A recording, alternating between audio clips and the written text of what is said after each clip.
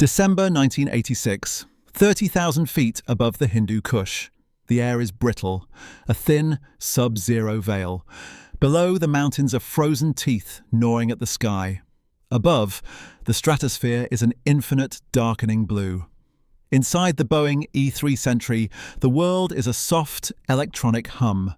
Green radar sweeps paint-concentric circles on dark screens. The rotating radome, a 30-foot-wide disc mounted on the fuselage, pulses with invisible energy. Crew members bundled in flight suits speak in calm, coded phrases. The coordinates are noted, translated. Hundreds of miles away in the Panjshir Valley, a group of mujahideen crouch beside a rocky outcrop. They have a new weapon, a long, green tube. They wait. They have no radar of their own. They scan empty skies on faith alone. Then a crackle over a secure radio, relayed through a constellation of satellites and a command post in Pakistan. A voice speaking in Pashto gives a bearing, an estimated time. The men shift, heft the tube onto a shoulder. Their eyes squint at the horizon. In the cockpit of a Soviet Mi-24 Hind gunship, thundering through a canyon, the pilot feels secure in his armor and firepower. His threat warning receiver is silent. He sees nothing but rock and sky. He is a predator, unaware he has been painted by a stare from the edge of space. His path already calculated, his fate already whispered into the ear of his prey. This was the invisible front, a battle not of guns, but of gaze. A silent, electronic orbit that would come to dominate and ultimately baffle the entire Soviet war machine below. The Soviet command knew they were losing the sky. They could see the missiles rising. What they could not see and could not comprehend was the omnipresent eye that guided them. December 1979, the Amu Darya River, Soviet-Afghan border. Steel treads grind against the frozen planks of the Friendship Bridge. A column of BMD-1 airborne fighting vehicles, their Soviet markings stark under arc lights, rumbles into Afghanistan. Above, the deep-throated roar of Antonov An-12 and An-22 transports fills the night sky, ferrying the 103rd Guards Airborne Division into Kabul. For the Soviet military, Operation Storm 333, the coup de main to assassinate President Hafizullah Amin and seize the capital, is a brutal, precise demonstration of combined arms power. The air component is not a supporting actor. It is the spear, the shield, and the umbilical cord all at once.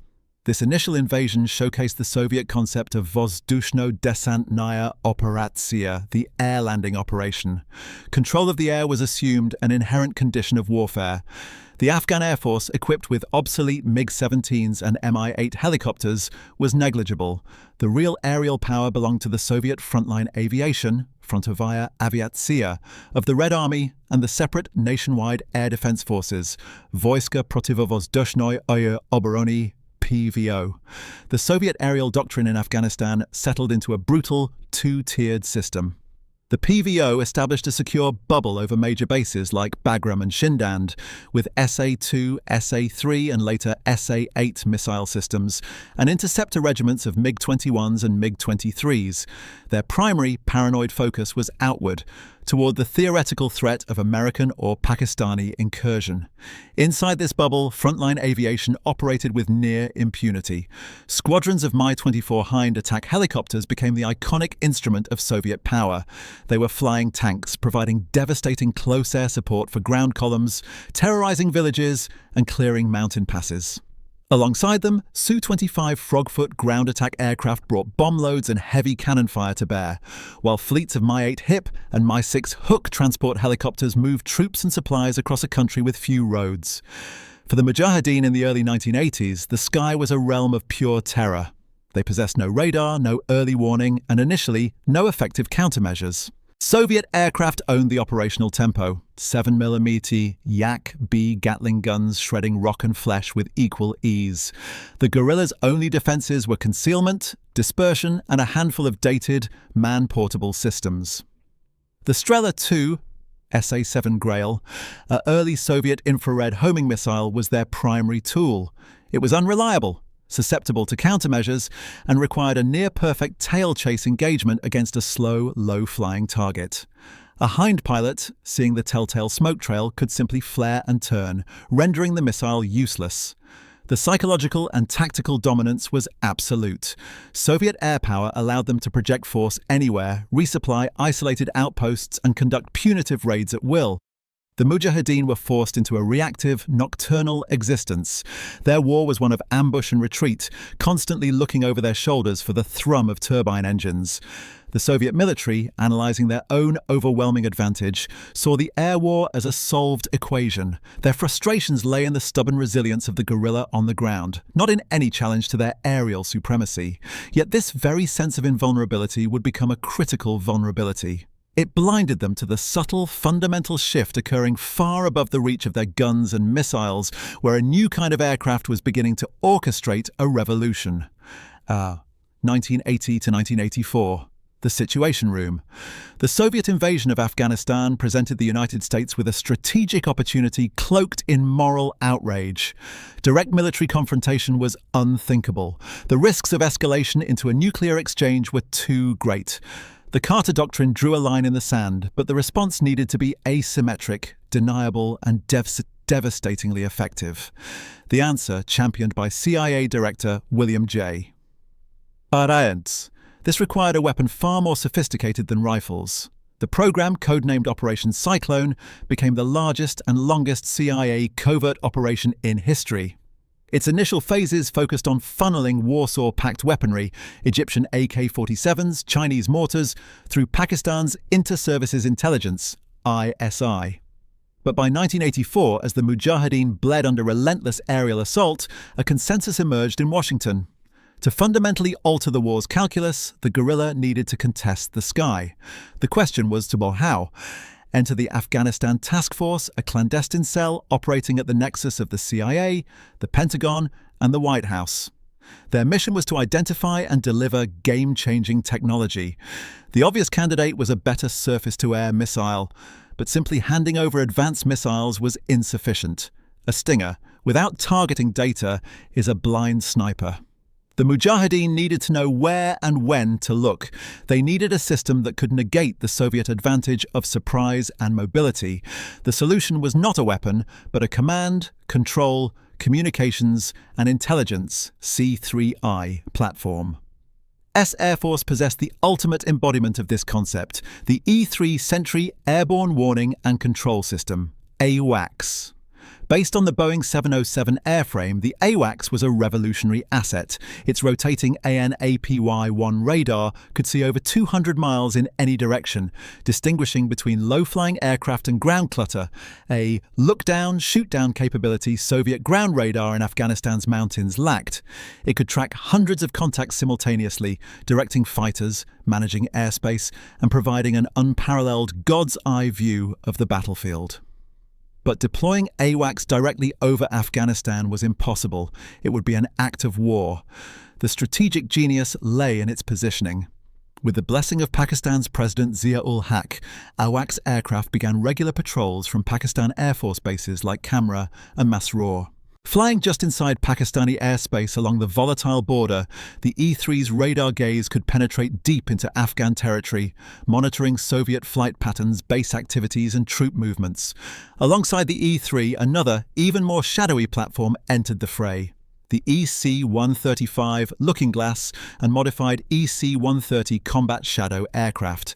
These served as airborne communication relays. They created a secure, real-time, and survivable network that linked the AWACS orbit, CIA stations in Islamabad, ISI command posts in Peshawar, and, crucially, Mujahideen field commanders via encrypted satellite radios. This network bypassed the need for vulnerable ground stations and was immune to Soviet jamming efforts targeted at fixed locations.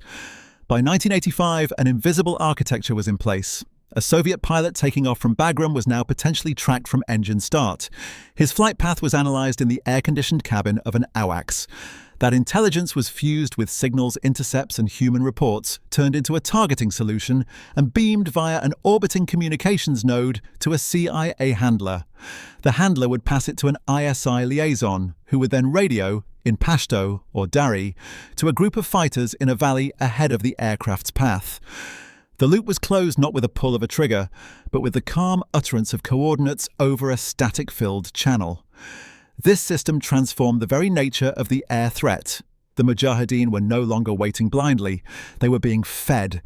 And for the Soviet forces accustomed to owning the sky, an unsettling pattern began to emerge. A pattern of prepared ambushes and inexplicable enemy awareness that pointed to a presence they could not see or touch. This sets the stage for our deeper exploration. Shall I proceed with part 1 of the angles, beginning with the technological angle, a detailed look inside the E-3 Sentry and its revolutionary capabilities? The Boeing E-3 Sentry was not an aircraft, it was a flying brain.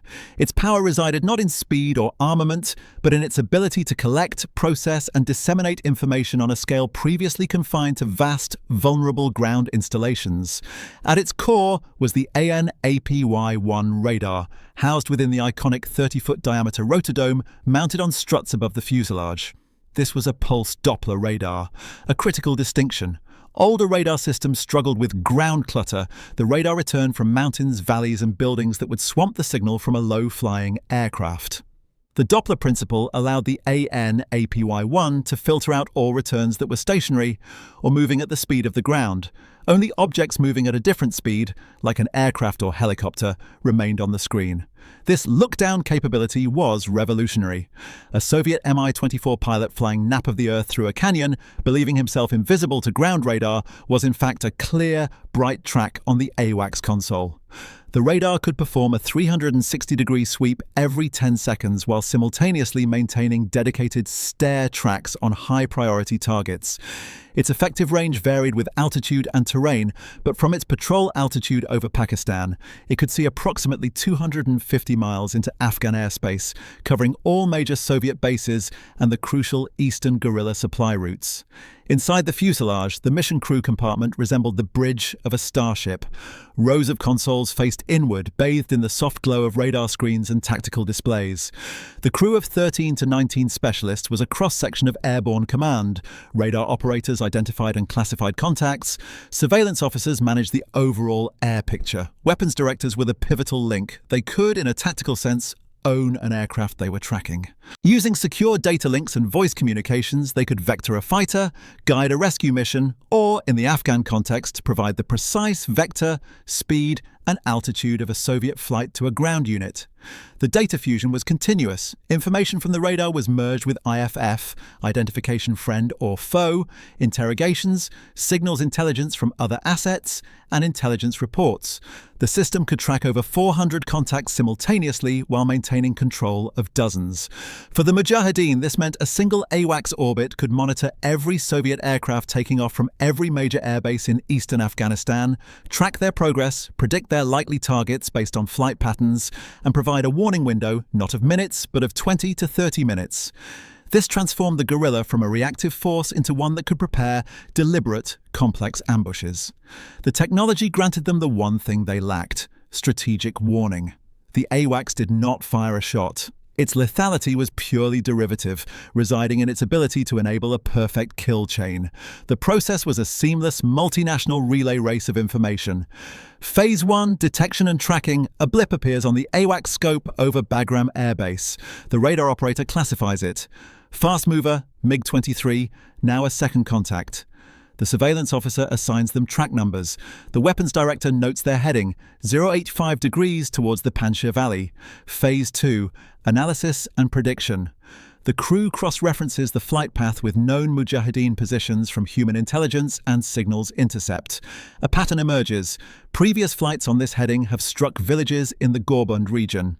The AWACS computer, fed with terrain data, calculates likely ingress and egress routes through the mountain passes. Phase 3, dissemination. The weapons director passes the track data via a secure TADIL-A, Tactical Digital Information Link, to a ground station in Pakistan. There, a CIA officer working with an ISI liaison translates the technical data into actionable intelligence. 2 helicopters, possibly 4, heading towards your sector from the west. Estimated arrival your location in 25 minutes. Phase 4, execution. The message is transmitted via a burst transmission from an EC-135 or a ground-based satellite terminal to a AN/PRC-112 survival radio in the hands of a Mujahideen commander. The burst is seconds long, nearly impossible to intercept or jam. The commander now has a confirmed direction and a timeline. He moves his Stinger team from a general overwatch position to a specific, pre-scouted ambush site along the predicted flight path. He tells his DSHK heavy machine gun crew to hold fire until the missile engages. The trap is set not on a hunch, but on a certainty provided from 30,000 feet. Phase 5. Assessment. The AWACS continues to track. It sees the helicopters enter the kill zone. It may see the infrared flare of a missile launch on its sensitive systems. The crew notes the time, location, and result. This data is fed back into the system, refining predictive models for future engagements. The kill chain is a closed, self-improving loop. For the Soviet pilot, the first warning was the missile launch warning receiver screaming in his ears, a scream orchestrated by a calm voice in a chair hundreds of miles away. This seamless integration of space-age technology with a medieval battlefield created a tactical asymmetry that Soviet doctrine had no answer for. They were no longer fighting disorganized tribesmen.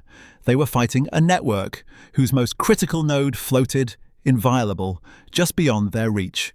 From the perspective of a Soviet regimental commander in Kabul or a squadron leader at Bagram Air Base, the war began to exhibit a deeply disquieting pattern. Tactical surprise, a cornerstone of their aerial operations, was evaporating. Intelligence reports from intercepted Mujahideen radio traffic and debriefings of battered survivors from helicopter crews told a consistent, confusing story. A Mi-8 transport flight on a routine supply run to a remote outpost would be met not with sporadic rifle fire, but with a concentrated, pre-positioned barrage of heavy machine guns, DSHKs, precisely at the most vulnerable point of its landing approach. A flight of Mi-24 Hinds sweeping a valley for guerrillas would find not empty trails but prepared anti-aircraft positions on the high ground, positions that had been vacant hours before. Most terrifyingly, Su-25 Frogfoots on ground attack runs began reporting missile launches, not the weak tail-chase SA-7s, but fast, head-on or flanking engagements from weapons that seemed to know their exact flight profile. For the PVO, Air Defense Force officers, the mystery was even more acute. Their ground-based radar screens tasked with protecting the airspace from external threats showed nothing. No enemy aircraft, no jamming signatures they could definitively pin on an adversary platform. Their SA-8 Gecko mobile missile batteries scanned the skies fruitlessly. The threat was invisible to their technology. The initial assumption was leaks from within, spies in the Afghan Democratic Republic, DRA army, or compromised communications. Purges and encryption changes yielded no improvement. The suspicion then turned to ground-based radar in Pakistan. They knew the Pakistanis had American-supplied TPS-43 mobile tactical radars. But the consistency and depth of the coverage, the way it seemed to function in all weather and terrain, didn't fit the profile of a ground radar hobbled by mountain ranges. Reports from Signals Intelligence for Spetsnaz GRU units began mentioning strange, persistent UHF radar emissions from the direction of Pakistan, emissions that moved. This pointed to an airborne radar. The Soviet High Command theorized it could be a smaller, tactical E-2 Hawkeye. The concept of the colossal E-3 Sentry, a 150-ton command post orbiting with impunity, was at the edge of their comprehension and their pride. To admit that a single unarmed aircraft could render their entire tactical air control system obsolete was a profound psychological blow. The frustration bred paranoia and operational paralysis. Pilots grew hesitant, taking evasive routes that burned fuel and reduced time on station. Mission planners began to doubt their own security. The psychological weight of the unseen eye was immense. Every mission was now flown under the assumption that the enemy was watching, waiting, and prepared. The initiative, so decisively held since 1979, had subtly but irrevocably shifted. They were reacting to a ghost. If the E-3 Sentry was the brain, then the fleet of modified Boeing EC-135 and Lockheed EC-130 aircraft served as the central nervous system. Their role was communications, command and control relay, the vital glue that bound the entire covert enterprise together. The challenge was monumental. The CIA in Islamabad needed to talk securely to Mujahideen bands scattered across a mountainous country the size of Texas, using radios with limited range. Fixed ground relay stations were vulnerable to Soviet Spetsnaz raids or artillery. The solution was to put the relay in the sky. The EC-135 Looking Glass, a code name derived from its role in the Strategic Air Command's nuclear command chain, implying mirror of ground command, was particularly suited. Packed with ultra-high frequency, UHF, and satellite communications, SATCOM suites, it could act as a bent pipe relay. It would receive a weak or line-of-sight limited signal from a CIA ground station in Pakistan, amplify it, and retransmit it via satellite to a receiver in Afghanistan, and vice versa. It created a communications umbrella that covered the entire theatre. The operational procedure was a masterpiece of clandestine tradecraft. An EC-135 would take off from a base in Oman or Diego Garcia, flying a racetrack pattern over the Arabian Sea or just inside Pakistani airspace. Its crew, often a mix of Air Force and CIA communications specialists, would establish a secure, frequency-hopping link with the AWACS orbiting to the north. They would also maintain a separate, encrypted link with the CIA's Afghanistan task force in Islamabad. When the AWACS identified a target, the data flow would be AWACS, EC-135 via secure data link, CIA station via satellite, ISI liaison officer, Mujahideen field radio. This entire chain could be executed in under a minute. The EC-135 systems ensured the signal was clear, secure, and almost impossible to effectively jam. Soviet electronic warfare units might flood a frequency with noise, but the hopping protocols and the relay's power would simply bypass the interference. Furthermore, these aircraft served as airborne command posts. In a crisis, such as a major Soviet offensive threatening to overrun a key guerrilla base, the CIA could use the relay to coordinate not just tactical warnings, but strategic decisions. Redirecting supply caravans, ordering dispersed groups to concentrate for a counterattack, or calling for emergency resupply drops by CIA-piloted C-130s flying blind, nighttime missions into Afghanistan. This network meant that Mikhail Gorbachev in the Kremlin, for all his military's might, could not communicate with his frontline generals in real time with the same security and reliability as a CIA case officer could with a tribesman in Khost. The technological asymmetry was total. The Soviets were fighting with a rigid, hierarchical, ground-based system of command. The Mujahideen were nodes in a fluid, airborne and resilient network, a network whose heartbeat was the constant, unnoticed hum of a four-engine jet flying a lonely orbit over international waters. The stage was now set. The system was built, tested, and fully operational. It awaited only the final lethal component. A weapon precise enough to capitalize on the perfect intelligence it provided. That component's arrival would mark the true climax of the electronic shadow war. September 26, 1986, near Jalalabad Air Base, Afghanistan. The sun is a hard white disk in a dust-haze sky. A flight of 3 Mi-24D Hind gunships lifts off from the tarmac, their rotors beating the thick air into a visible shudder. They are veterans, their fuselages patched and repainted over scars from rifle-caliber rounds. Their mission? A punitive sweep of the Tagau Valley, a reported Mujahideen supply route. The lead pilot, Captain Alexander, feels the familiar thrum of power through his controls. He scans the rocky ridges, looking for the telltale signs. A glint of metal, a disturbed dust trail. His threat warning receiver is silent. It is, he believes, a routine day. 25 minutes earlier, 180 miles to the southeast, an event of quiet bureaucracy had reached its operational conclusion. In a fortified warehouse near Peshawar, Pakistan, a CIA paramilitary officer and a Pakistani ISI colonel had overseen the final transfer. 6 long olive-green tubes were handed over to a group of Mujahideen commanders. The weapon was the FIM-92 Stinger. Unlike the Soviet SA-7, it used a closed-loop guidance system.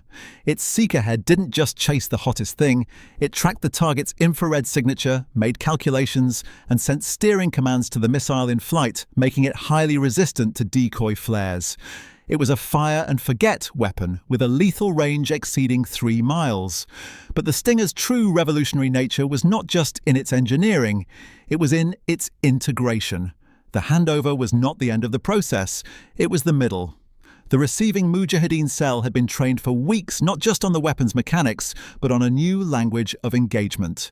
They were taught to report their positions via encrypted radio. They were taught to listen for specific call signs and numerical codes. They were no longer a standalone anti-aircraft team. They were the final lethal actuator in a vast remote-controlled system. As Captain Alexander's hind flight entered the Tagau Valley, the system was already active. Their takeoff from Jalalabad had been noted by a CIA signals intelligence unit monitoring Soviet ground control chatter.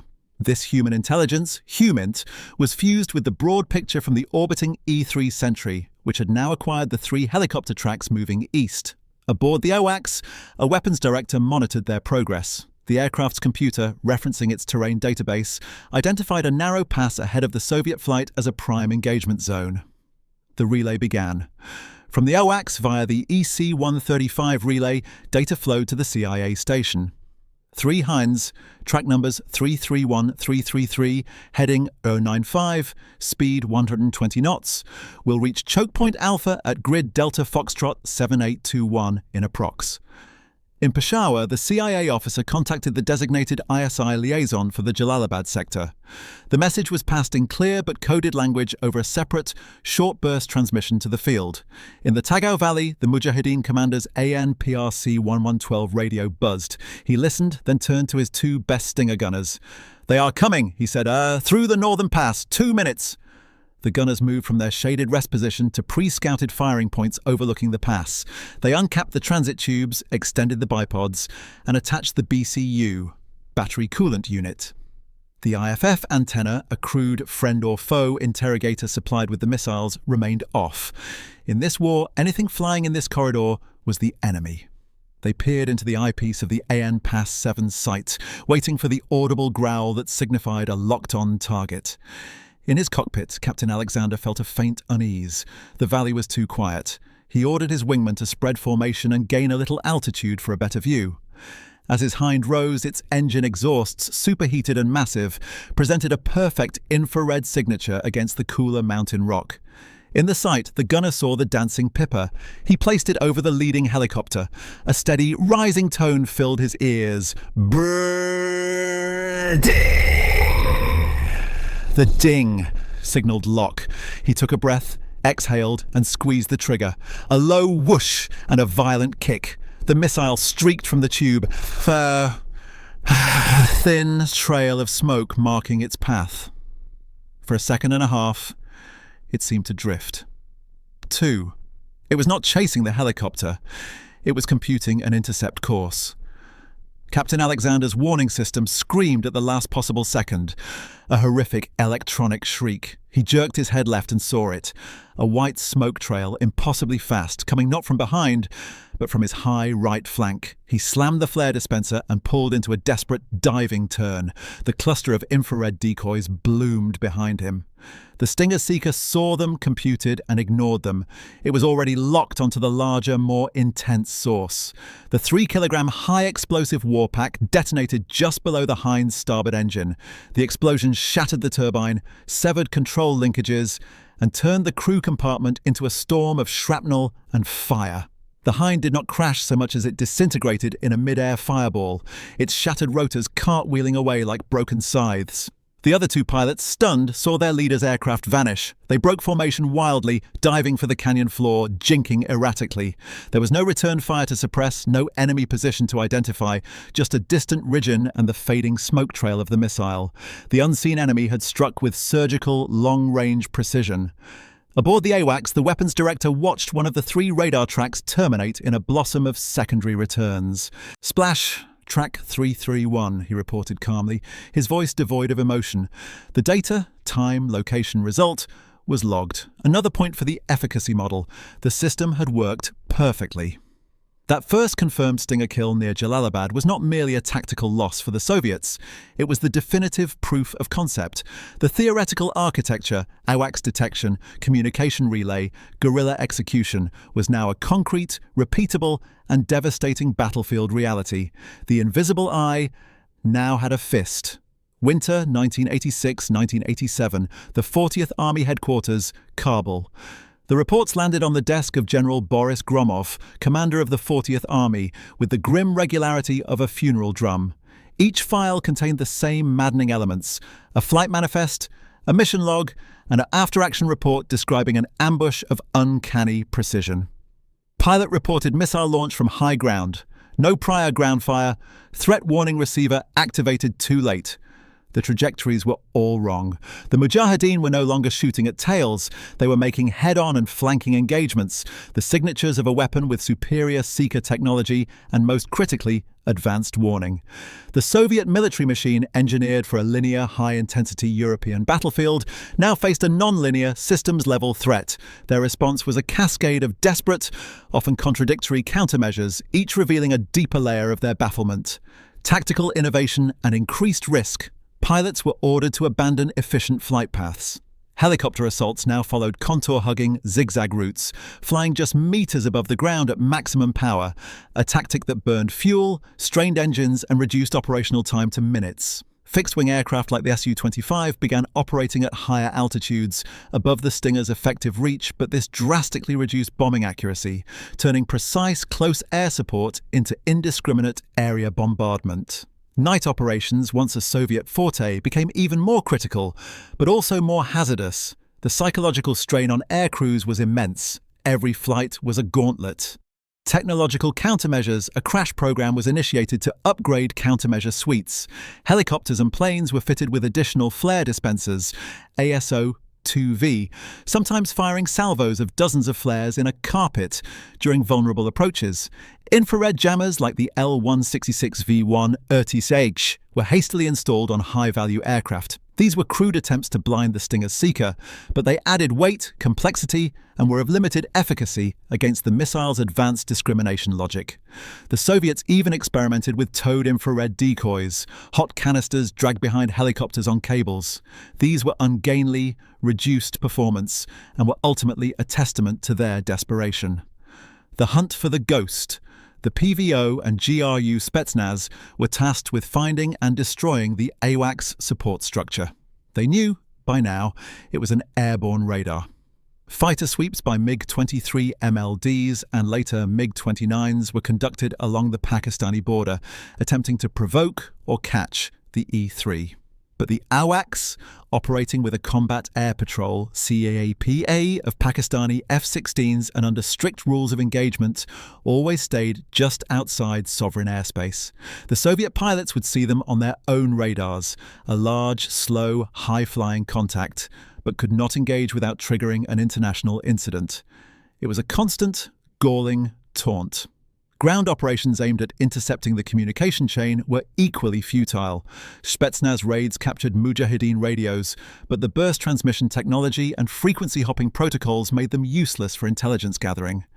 They were looking for a centralized command post, but the command post was mobile, airborne, and protected by the laws of a foreign nation. The psychological turning point, the true climax, was not a single battle, but a collective realization that dawned across the 40th Army.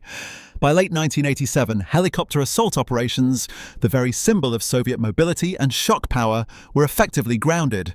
The casualty rates became unsustainable. In 1986-87, confirmed Stinger kills accounted for hundreds of millions of rubles in lost aircraft and, more devastatingly, the loss of highly trained, irreplaceable pilots and aircrew. The prestigious Vertikalny Sturm, vertical assault, had been rendered obsolete by a system that saw it coming. The strategic initiative crumbled. Resupply missions to remote garrisons became epic, costly undertakings. The blockade of Mujahideen supply lines from Pakistan, a primary objective, became impossible to enforce from the air. The guerrillas moved with increasing boldness in daylight. The Soviet army was forced back onto its logistical arteries, the vulnerable highways, where it was bled white by conventional ambushes and mines. The most profound evidence of the systemic defeat came from the highest level. In meetings of the Politburo, Defense Minister Sergei Sokolov and later Dmitry Yazov had to brief a frustrated Mikhail Gorbachev on the war's stagnation. The AWACS-Stinger combination had achieved what years of guerrilla warfare could not. It had made the continued prosecution of the air war politically and economically untenable. The technological asymmetry had created a strategic dead end. The sky over Afghanistan, once a Soviet highway, was now a kill zone orchestrated from a sanctuary. The invisible battlefield of information and long-range engagement had been decisively won. The Soviet military found itself fighting the war of the past, while its enemy was being guided by the tools of the future. This decisive shift sets the stage for the final reckoning. Shall I proceed with part 1 of the aftermath, detailing the statistical and operational collapse of Soviet air power and its direct impact on the decision to withdraw? 1988, the Soviet Air Force's graveyard shift. The statistics tell a story of catastrophic reversal. In the first 6 years of the war, 1980 to 1985, the Soviet 40th Army lost an average of 20 to 30 aircraft per year to all causes, mostly ground fire, accidents, and the occasional lucky hit from an SA-7. From September 1986 to the end of 1987, that number skyrocketed. While exact figures remain classified, declassified CIA estimates and Soviet veterans' accounts point to over 270 fixed-wing aircraft and helicopters lost in that 16-month period alone, with the Stinger responsible for a significant and growing percentage. On some days in the spring of 1987, multiple aircraft were being shot down daily. The most telling metric was not the total loss, but the loss rate per sortie. Flying a combat mission in Afghanistan went from a calculated risk to a statistical probability of death. The operational impact was absolute. The Mi-24 Hind, the iconic flying tank, was transformed from a hunter into prey. Its mission profile shifted from aggressive close air support to cautious long-range standoff rocket attacks, drastically reducing its effectiveness. The helicopter air assault, the core of Soviet mobile warfare, ceased to exist as a viable tactic. Regiments of highly trained VDV, airborne troops sat idle at bases, their raison d'etre stripped away. The logistical lifeline frayed. Mi-8 and Mi-26 transport helicopters, previously workhorses that braved any valley, now required massive, fuel-intensive fighter escorts for simple supply runs, making the entire process inefficient and vulnerable. The psychological aftermath among Soviet aircrews was one of profound demoralization and a specific, grinding fear. The missile gave no warning until the last second, and its launch was often invisible.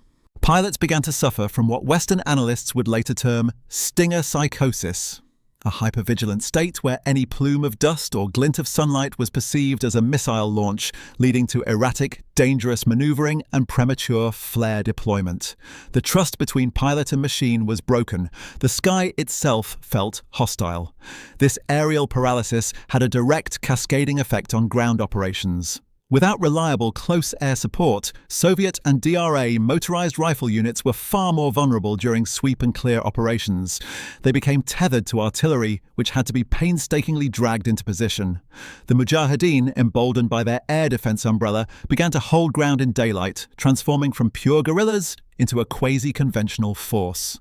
They established semi-permanent base areas in the mountains, complete with training camps, hospitals, and repair depots, facilities that would have been suicide to operate under the previous air terror regime. The economic and strategic calculations in Moscow turned grim. Each lost Su-25 Frogfoot represented roughly 15 million rubles, each Mi-24 Hind over 10 million. The cost in trained personnel was incalculable. The war was already a bleeding wound, as Gorbachev called it, but now the hemorrhage was being accelerated by a high-tech transfusion to the enemy. The Politburo's cost-benefit analysis, already tilting toward withdrawal, received its final, decisive weight. The Geneva Accords of April 1988, which set the timetable for the Soviet withdrawal, were not signed because of the AWACS or the Stinger alone. They were the result of political, economic, and moral exhaustion. But the military reality that made the Accords not just desirable but necessary was forged in the skies of Afghanistan between 1986 and 1988. The Soviet military could no longer guarantee control of the battle space, nor protect its own assets. To continue was to accept a perpetual, one-sided attrition with no path to victory. The high-technology intervention had raised the cost of occupation to an intolerable level. The withdrawal, beginning in May 1988, was thus not a retreat from an undefeated army, but an extraction from a system that had rendered their most potent advantages null and void. The last Soviet soldier would cross the Friendship Bridge in February 1989, leaving behind a country in ruins and a military doctrine in tatters. The 1990s. From the Hindu Kush to the world stage.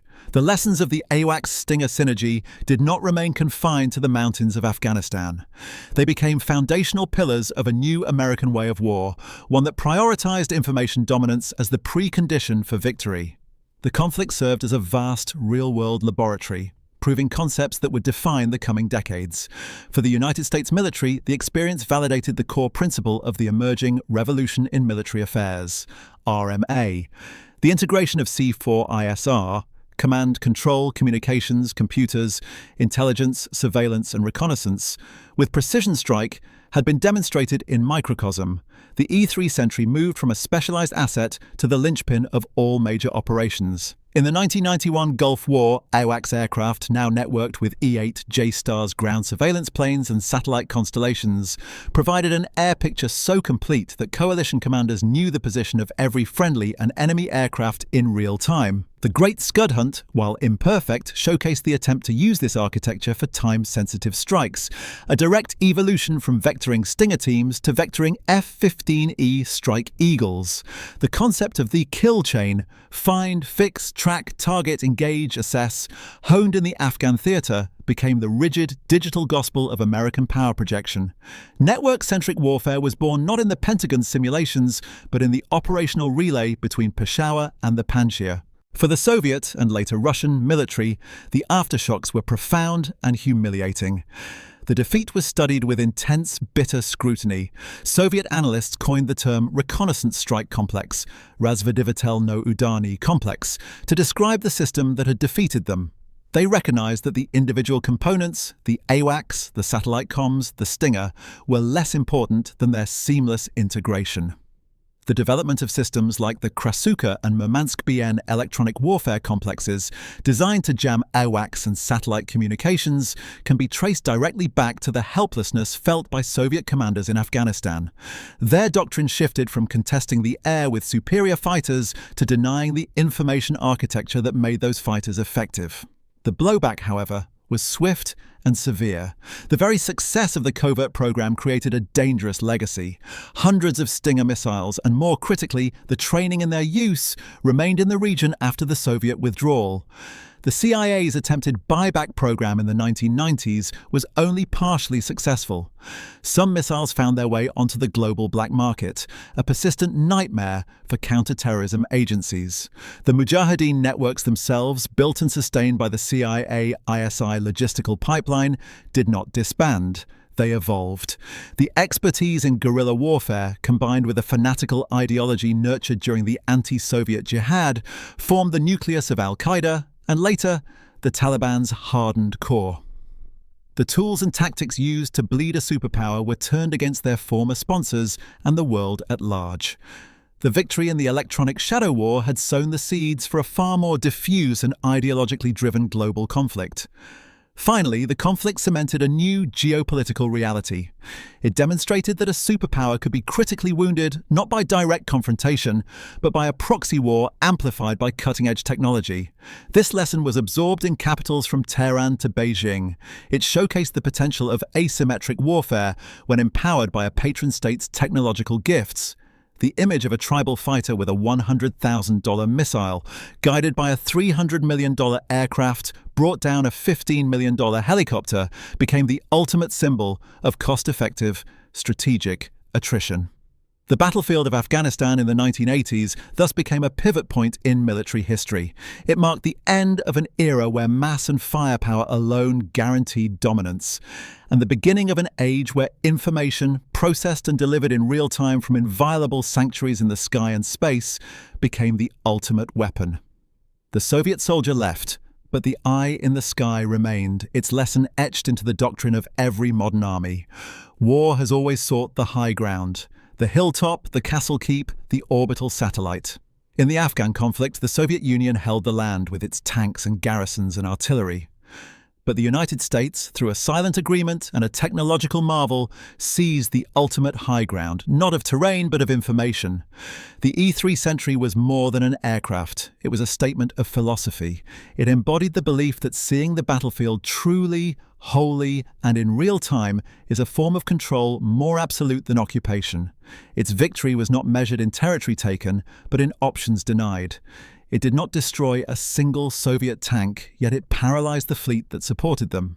It did not fire a bullet, yet it directed every one that counted. This silent war in the electromagnetic spectrum revealed a fundamental shift. The 20th century was defined by the physics of conflict: armor thickness, shell velocity, explosive yield. The end of the century, presaged over those desolate peaks, introduced the biology of conflict. The AWACS was the central nervous system. The relay aircraft were the synapses. The Stinger teams were the effector muscles. Together they formed a single, distributed organism, reacting with speed and precision no rigid hierarchical army could match. For the Soviet commanders, bafflement was the inevitable result. They were masters of a mechanistic, industrial-age war machine, now pitted against an adaptive, networked organism. They looked for a center of gravity to crush, a factory, a headquarters, a supply depot, and found only a ghost in the sky and a whisper on the radio. Their frustration was the frustration of a chess player who realizes his opponent is not only seeing several moves ahead, but is also changing the rules of the game with every turn. The legacy is etched into our present. The drone strike, the satellite-guided bomb, the instant Blue Force tracker on a soldier's wrist, all are children of that same philosophy first proven in the harsh laboratory of Afghanistan. The axiom is now unquestioned: he who owns the information cycle owns the battle. But the aftermath also carries its enduring warning. The tools of empowerment are neutral. The network that guided a Stinger to liberate a valley could and would later guide other weapons toward darker purposes. The same sanctuary of sovereignty that protected the AWACS would later shield those who plotted terror. In the end, the image that lingers is not of fiery explosions, but of a calm, rotating radome against a deep blue sky, a silent, unwavering eye. It reminds us that the most profound revolutions in warfare are often the quietest. They happen not with the roar of cannons, but with the hum of a turbine, the sweep of a radar beam, and the perfect, lethal clarity of knowing exactly where your enemy is, long before he knows you are watching. The Soviet air defense was not baffled by a plane. It was baffled by the future, and the future, from its inviolable orbit, had already won.